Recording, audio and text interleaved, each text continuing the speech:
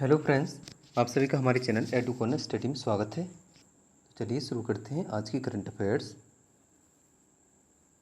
आज का पहला क्वेश्चन है, रक्षा अधिग्रहण परिषद DAC ने सशस्त्र बलों को 300 करोड़ रुपए की पूंजी खरीद के लिए विशेष अधिकार प्रदान किए हैं। DAC की अध्यक्षता कौन करता है? तो इसका सही आंसर है राजनाथ सिंह। रक्षा मंत्री राजनाथ सिंह की अध्यक्षता में रक्षा अधिग्रहण परिषद DAC ने सशस्त्र बलों को उभरती परिचालन आवश्यकता को पूरा करने के लिए 300 करोड़ रुपए तक के सशस्त्र हथियारों की आपात खरीद करने के लिए विशेष वित्तीय शक्ति प्रदान की है। हमारे रक्षा मंत्री हैं राजनाथ सिंह और रक्षा राज्य मंत्री हैं श्रीपद येस्सो नायक। नेक्स्ट, भारत का पहला ट्रांस शिपिंग हब किस पोर्ट में विकास के तहत है?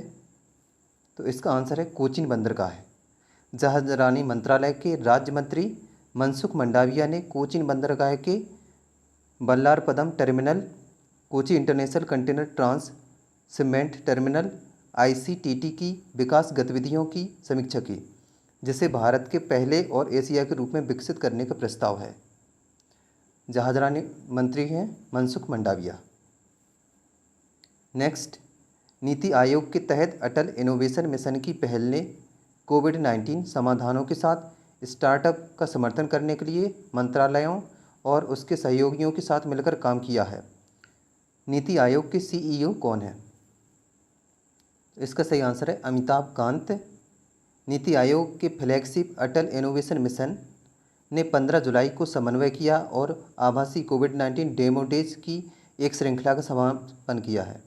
यह कोविड-19 नवाचारों की क्षमता रखने वाले होनहार स्टार्टअप्स की पहचान करने और उनकी मदद करने की एक पहल है। नीति आयोग के चेयरमैन हैं नरेंद्र मोदी और हेडक्वार्टर है नई दिल्ली में, जिसके CEO हैं अमिताभ कांत। नेक्स्ट, केंद्र सरकार की योजना है कि 2025 तक सकल घरेलू उत्पाद का सार्वजनिक स्वास्थ्य व्यय कितने प्रतिशत तक बढ़ाया जाए? तो जिसका आंसर है 2.5%। 15वें वित्त आयोग के साथ एक बैठक में केंद्रीय स्वास्थ्य मंत्री हर्षवर्धन ने कहा कि सरकार का लक्ष्य 2025 तक सार्वजनिक स्वास्थ्य व्यय को धीरे धीरे बढ़ाकर सकल घरेलू उत्पाद GDP का 2.5% करना है। आयुष्मान भारत कार्यक्रम के तहत सरकार 2022 तक 1.5 लाख स्वास्थ्य और कल्याण केंद्र स्थापित करने का प्रस्ताव करती है। नेक्स्ट, किस राज्य की पुलिस ने साइबर स्पेस को महिलाओं और बच्चों के लिए सुरक्षित बनाने के लिए आभासी जागरूकता अभियान साइबर शुरू किया है? तो इसका आंसर है तेलंगाना। महिला सुरक्षा विंग WSW तेलंगाना पुलिस के साथ तेलंगाना के पुलिस महानिदेशक महेंदर रेड्डी IPS ने साइबर स्पेस को महिलाओं और बच्चों के लिए सुरक्षित बनाने के लिए 1 महीने का आभासी जागरूकता अभियान साइबर लॉन्च किया है। WSW द्वारा कानूनी सहायता केंद्र सिम्बायोसिस लॉ स्कूल हैदराबाद के सहयोग से अभियान का आयोजन किया जाता है। तेलंगाना की राजधानी हैदराबाद। CM है K चंद्रशेखर राव और गवर्नर हैं तमिलसाई सुंदरराजन। नेक्स्ट, भारत का यूरोपीय संघ का शिखर सम्मेलन का कौन सा संस्करण हाल ही में आयोजित किया गया था? तो जिसका आंसर है 15वां। भारत और यूरोपीय संघ के बीच 15वीं शिखर बैठक वस्तुतः आयोजित की गई थी, जहां भारत का प्रतिनिधित्व प्रधानमंत्री नरेंद्र मोदी ने किया था। यूरोपीय संघ का प्रतिनिधित्व चार्ल्स मिशेल यूरोपीय परिषद के अध्यक्ष और उर्सुला वॉन डेर लेयन यूरोपीय आयोग के अध्यक्ष ने किया था। यूरोपीय संघ का हेडक्वार्टर ब्रुसेल्स बेल्जियम में है, जिसकी स्थापना 1 नवंबर 1993 को नीदरलैंड में हुई थी और इसके सदस्य देश हैं 27 कंट्रीज। नेक्स्ट, भारत ने किस संगठन के साथ संसाधन दक्षता और परिपत्र अर्थव्यवस्था पर संयुक्त घोषणा को अपनाया? जिसका आंसर यूरोपीय संघ। भारत और यूरोपीय संघ ने संसाधन दक्षता और परिपत्र अर्थव्यवस्था पर एक संयुक्त घोषणा को अपनाया और अगले 5 वर्षों के लिए यूरोपीय संघ भारत विज्ञान और प्रौद्योगिकी समझौते के आगामी नवीनीकरण का स्वागत किया। वे 2021 में 16वें भारत यूरोपीय संघ शिखर सम्मेलन में शामिल होने के लिए सहमत हुए।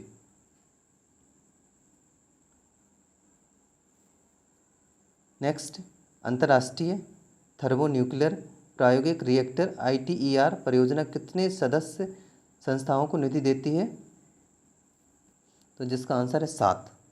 ITER का लक्ष्य शांतिपूर्ण उपयोग के लिए संलयन ऊर्जा के वैज्ञानिक और तकनीकी व्यवहार्यता को प्रदर्शित करना है। यह परियोजना 7 सदस्य संस्थाओं यूरोपीय संघ, भारत, जापान, चीन, रूस, दक्षिण कोरिया और संयुक्त राज्य अमेरिका द्वारा वित्त पोषित और चलाई जाती है। ITER का फुल फॉर्म होता है इंटरनेशनल थर्मोन्यूक्लियर एक्सपेरिमेंटल रिएक्टर, और जिसका फॉर्मेशन हुआ था 24 अक्टूबर 2007 को, और जिसका हेडक्वार्टर फ्रांस में है, जिसके डायरेक्टर जनरल हैं बर्नार्ड बिगट।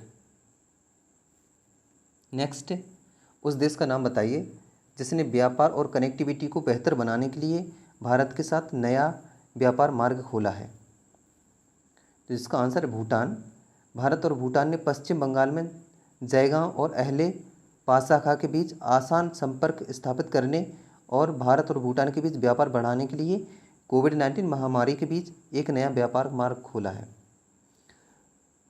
भूटान के PM हैं लोटे त्शेरिंग और राजधानी थिम्पू, मुद्रा है नगुल ट्रम। नेक्स्ट, किस विश्व संगठन के भारतीय कार्यालय और सेप इंडिया ने युवाओं को कैरियर परामर्श प्रदान करने के लिए भागीदारी की?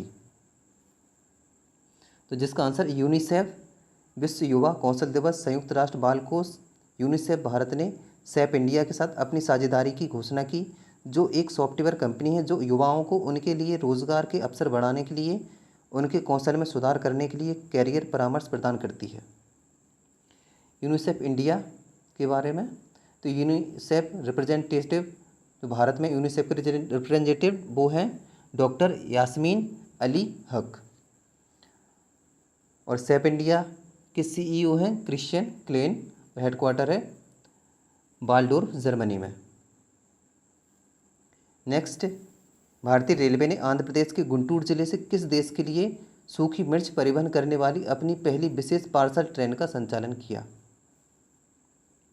तो इसका आंसर है बांग्लादेश। रेलवे ने बांग्लादेश को अपनी पहली विशेष पार्सल ट्रेन संचालित की है, जो आंध्र प्रदेश के गुंटूर जिले से पड़ोसी देश तक सूखी मिर्च पहुंचाती है। गुंटूर क्षेत्र में और आसपास के किसानों और व्यापारियों ने पहले कम मात्रा में सड़क मार्ग से बांग्लादेश में सूखी मिर्च पहुंचाई है।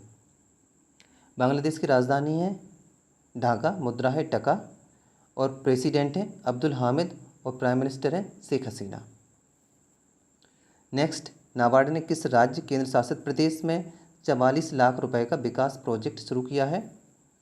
तो इसका आंसर है अंडमान और निकोबार द्वीप समूह। National bank for agriculture and rural development NABARD ने ग्रामीण उद्यमिता के माध्यम से आत्मनिर्भर भारत को मजबूत करने के लिए अंडमान और निकोबार द्वीप समूह में 44 लाख रुपए की विकास परियोजनाओं की शुरुआत की। विकास परियोजनाओं में स्व सहायता समूहों का गठन और विकास शामिल है। नाबार्ड का फुल फॉर्म होता है national bank for agricultural and rural development, जिसका हेडक्वार्टर मुंबई, महाराष्ट्र में है, जिसके चेयरमैन हैं गोविंदा राजुलू चिंटाला, और अंडमान और निकोबार की राजधानी है पोर्ट ब्लेयर, गवर्नर हैं एडमिरल देवेंद्र कुमार जोशी।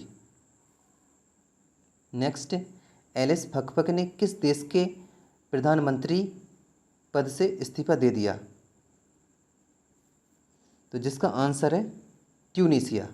ट्यूनीशियाई प्रधानमंत्री PM एलिस फकफक ने इस्तीफा दे दिया, जिसे जनवरी 2020 में नियुक्त किया गया था। उन्होंने राष्ट्रपति कैस सैयद को अपना त्यागपत्र प्रस्तुत किया। उन्होंने पर्यटन मंत्री और वित्त मंत्री के रूप में भी कार्य किया।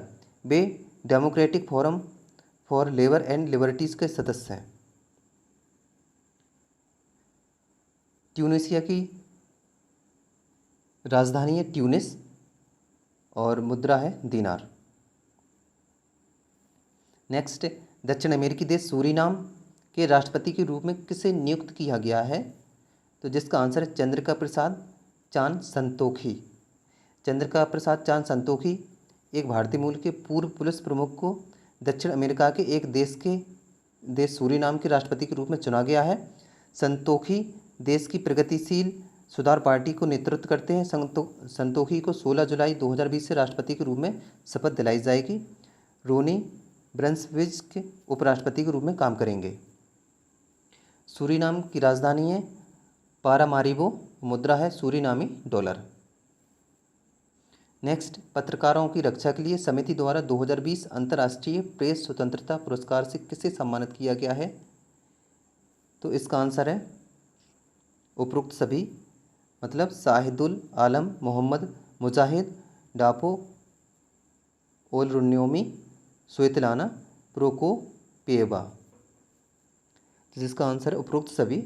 कमेटी टू प्रोजेक्ट जर्नलिस्ट ने घोषणा की है कि 4 पत्रकारों, बांग्लादेश के शाहिदुल आलम, ईरान से मोहम्मद मोसाद, नाइजीरिया के डापो ओलरुन्योमी और रूस के स्वेतलाना को उनके साहसी कार्य के लिए 2020 अंतर्राष्ट्रीय प्रेस स्वतंत्रता पुरस्कार से सम्मानित किया जाएगा। उनके अलावा वकील अमल क्लूनी को Gwen Eiffel press freedom award 2020 से सम्मानित किया जाएगा। CPJ का फुल फॉर्म होता है कमेटी टू प्रोटेक्ट जर्नलिस्ट्स, जिसका हेडक्वार्टर न्यूयॉर्क में है और जिसके एग्जीक्यूटिव डायरेक्टर हैं Joel Simone. Question of the day. तो फ्रेंड, इस क्वेश्चन का आंसर आपको कमेंट बॉक्स में देना है। क्वेश्चन इस प्रकार है, उस व्यक्ति का नाम बताइए जिसे एशियाई विकास बैंक ADB का नया उपाध्यक्ष नियुक्त किया गया है। तो फ्रेंड्स, यदि आपको हमारा वीडियो पसंद आए तो वीडियो को लाइक करें, कमेंट करें, शेयर करें और अगर अभी तक आपने हमारे चैनल को सब्सक्राइब नहीं किया है तो कृपया सब्सक्राइब करें। धन्यवाद।